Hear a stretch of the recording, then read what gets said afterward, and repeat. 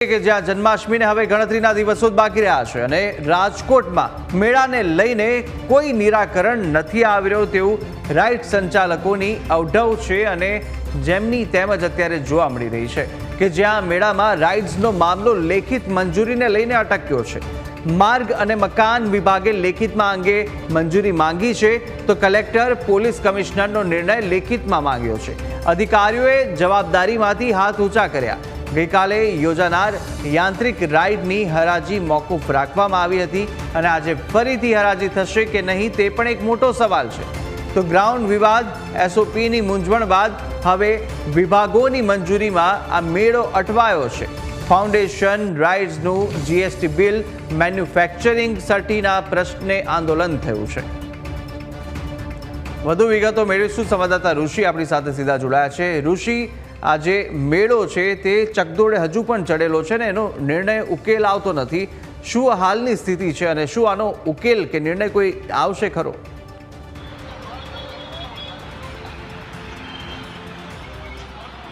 હાલ રાજકોટનો લોકમેળો છેલ્લા 1 મહિનાથી ચકડોળે ચડ્યો છે। 1 મહિનાથી ગુજરાત મેળા એસોસિએશન રાજ્ય સરકારની એસઓપીમાં જે મુદ્દાઓ છે તે ફેરફાર કરવા માટે આંદોલન કરી રહ્યું છે। ત્યારે ગઈકાલે રાઇડ્સની હરાજી હતી તે પણ મોકૂફ રાખવામાં આવી અને આજે ફરીથી રાઇડ્સની હરાજી 3:30 વાગે યોજાવાની છે। હાલ તો અત્યારે હરાજી યોજાઈ ગયા બાદ પણ રાઇડની મંજૂરી મળે છે કે નહીં તેના ઉપર સૌથી મોટો સવાલ સામે આવી રહ્યો છે। એક તરફ રાઇડ સંચાલકો ડરી રહ્યા છે જો મેળામાં મસ્ત મોટું રોકાણ કરે એટલે કે 1 કરોડ રૂપિયાથી વધુનું રોકાણ કરીને તમામ રાઇડ્સના પ્લોટ્સ તેઓ ખરીદી પણ લે છે। જો બાદમાં અત્યારે તેમને મંજૂરી ન મળે તો આ રૂપિયા પરત અપાવવાની જવાબદારી કોની? ગયા વર્ષની વાત કરું તો ગયા વર્ષે આ જ પ્રકારનો ઇસ્યુ આવ્યો હતો। જોકે ગયા વર્ષે વરસાદને કારણે મેળો જ રદ થયો હતો અને ધારાસભ્ય ઉદય કાનગડે 1.25 કરોડથી વધુ રૂપિયા રાઇડ સંચાલકને પાછા અપાવ્યા હતા। પરંતુ આ વર્ષે ફરીથી એ જ અસમંજસ છે। એસઓપીના મામલે રાજકોટ કલેક્ટર તંત્ર અને પોલીસ તંત્રએ મેળા એસોસિએશન સાથે બેઠક કરી। એ બેઠકમાં સુખદ નિવેડો પણ આવ્યો હતો। જે 3 થી 4 મુદ્દાઓ છે તેમાં વચગાળાની રાહત કલેક્ટરે આપી હતી અને પોલીસ તંત્રએ પણ આપી હતી। પરંતુ માર્ગ અને મકાન વિભાગના અધિકારી રાઠોડ અને જાની આ બંને અધિકારીઓ અત્યારે આડા ચાલી રહ્યા છે। એટલે કે કહી શકાય કે સ્પષ્ટપણે કહી રહ્યા છે કે જેલમાં કોઈ અમને ટિફિન દેવા નહીં આવે આવી વાત તે મેળા સંચાલકોને કહી રહ્યા છે અને તે કહી રહ્યા છે કે કલેક્ટરે જે નિર્ણય કર્યો હોય અમને કોઈ વાંધો નથી પરંતુ કલેક્ટરને કહો અમને લેખિતમાં આપે।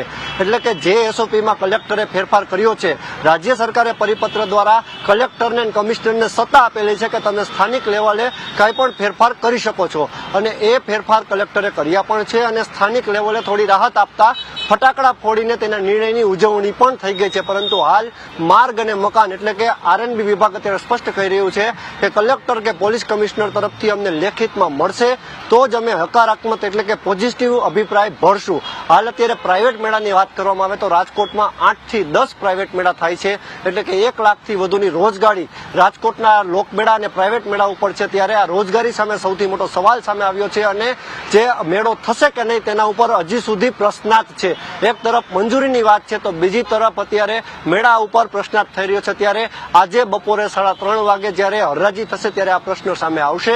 ત્યારે જોવું એ રહેશે કે તંત્ર આ મામલે હવે શું નિર્ણય લેશે। જી બિલકુલ ઋષિ, શું લાગે છે કે કોઈ આગેવાન, સ્થાનિક આગેવાન, રાજકીય આગેવાન આની વચ્ચે પડે અને કોઈ ઉકેલ લાવવાનો પ્રયાસ કરે? કારણ કે અત્યારે જે સ્થિતિ છે તે તમામ આપણે સમજી શકીએ જેટલા રાઇડ સંચાલકો છે તે પણ અવઢવમાં મુકાયા છે, અધિકારીઓ પણ પોતાની જવાબદારીમાંથી પાછા હટી રહ્યા છે। પરંતુ શું કલેક્ટર તરફથી કોઈ પણ અભિપ્રાય આપવામાં આવી રહ્યો છે અને કોઈ આગેવાન વચ્ચે પડશે કે નહીં?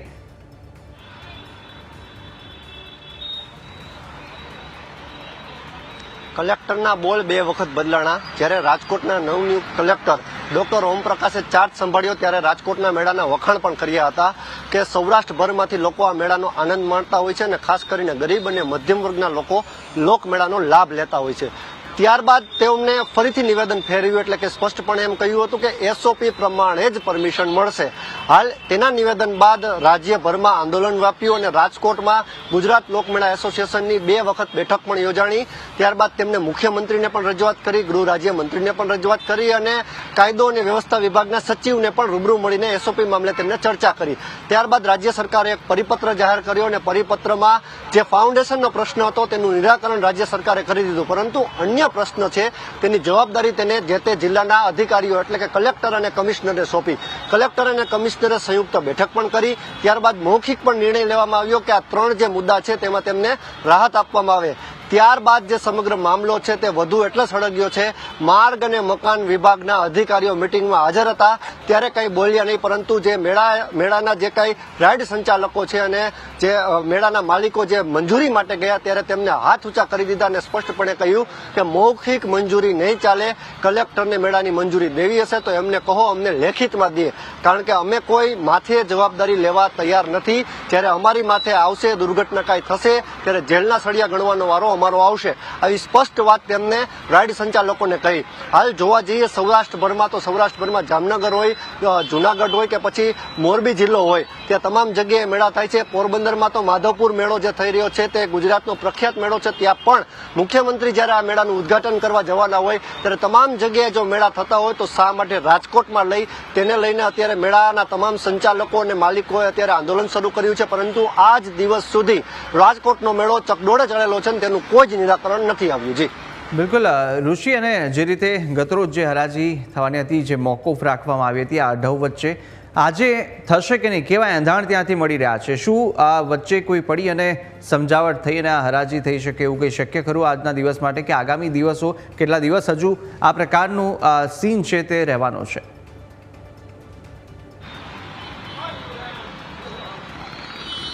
હાલ રાજકોટની નેતાગીરીની વાત કરવામાં આવે તો ખૂબ જ નબળી નેતાગીરી અત્યારે રાજકોટની છે. કારણ કે રાજકોટમાં 2 સાંસદો છે અને 4 ધારાસભ્યો છે. એકમાત્ર સાંસદ એટલે કે પરસોત્તમ રૂપાલાએ મુખ્યમંત્રીને આ મામલે લેખિતમાં રજૂઆત કરી હતી અને રાજકોટની પરિસ્થિતિ વિશે એટલે કે મેળાની અસમંજસ વિશે જાણ પણ કરી હતી. પરંતુ ત્યારબાદ અત્યારે માહોલ સળગી રહ્યો છે. એટલે કે લોકોની રોજગારીનો જ્યારે સવાલ છે ત્યારે એક પણ નેતા સામેથી આગળ આવતા નથી કે અમે તમારી સાથે છીએ, જે કંઈ પ્રશ્ન હશે અમે તમારું નિરાકરણ કરાવી દઈશું. નથી કલેક્ટરને કોઈ ફોન કરવા માંગતા કે નથી પોલીસ કમિશનરને કોઈ ફોન કરવા માંગતા.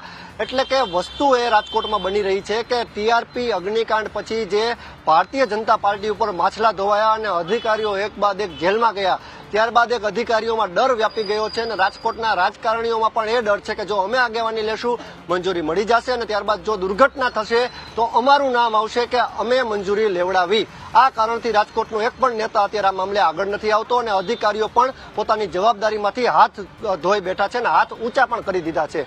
હાલ તો અત્યારે આજે બપોરે જ્યારે ફરીથી ગઈકાલે જે રદ થયેલી હરાજી છે તે યોજાવા જઈ રહી છે ત્યારે રાઇડના ભાવ વધારાનો પણ પ્રશ્ન આવ્યો છે કે 40 રૂપિયા રાખવા કે 50 રૂપિયા રાખવા. રાઇડની ટિકિટને લઈને પણ અસમંજસ છે. 2 પ્લોટમાં 3 રાઇડ કરવા માટે થઈને રાઇડ સંચાલકોની માંગ છે. પ્રશ્ન અનેક છે પરંતુ નિરાકરણ તેનું કલેક્ટર અને રાજકોટ પોલીસ કમિશનર જ લાવી શકે તેમ છે. ત્યારે જોવું એ રહેશે કે હવે આ અધિકારીઓને રાજકોટની જનતાને જે મનોરંજન માટે જે મેળો થઈ રહ્યો છે, ગરીબ અને મધ્યમ વર્ગ માટે જે મેળો થઈ રહ્યો છે તે મેળો શરૂ કરવામાં કેટલો રસ છે કે નહીં તે જોવું રહેશે. જી બિલકુલ બિલકુલ ઋષિ, હવે ચકદોર પાટા પર ક્યારે ચડે છે તે જોવાનું રહેશે, નિરાકરણ ક્યારે આવે તે પણ જોઈશું. હાલ આપ અમારી સાથે જોડાયા અને સમગ્ર માહિતી આપી તે બદલ આપનો આભાર.